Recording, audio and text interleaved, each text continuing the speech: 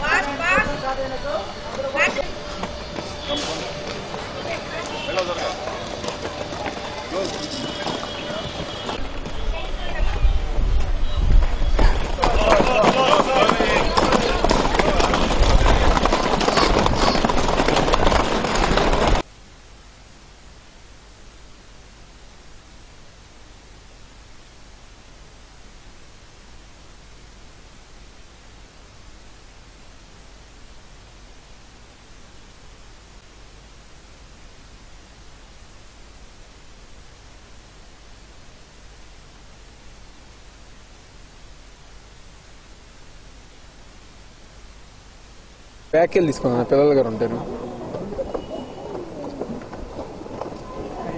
ఈరోజు tea Manish memorial ఆధ్వర్యంలో అదేవిధంగా బెజవాడ రోలర్ స్కేటింగ్ అసోసియేషన్ సంయుక్తంగా పిల్లలకి స్కేటింగ్ కాంపిటీషన్ ఈరోజు ప్రారంభించడం జరిగింది.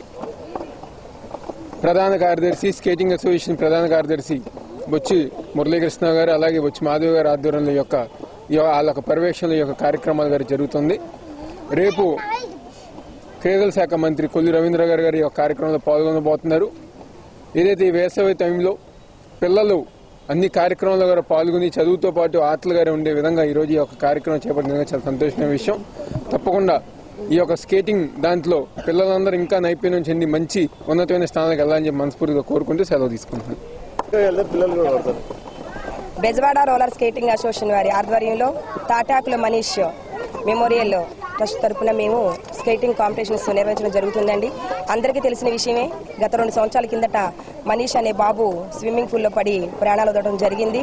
ఆ బాబు పేరు మీద మేము ప్రతి ఇయర్ కూడాను స్కేటింగ్ కాంపిటీషన్స్ నిర్వహించడం జరుగుతుంది.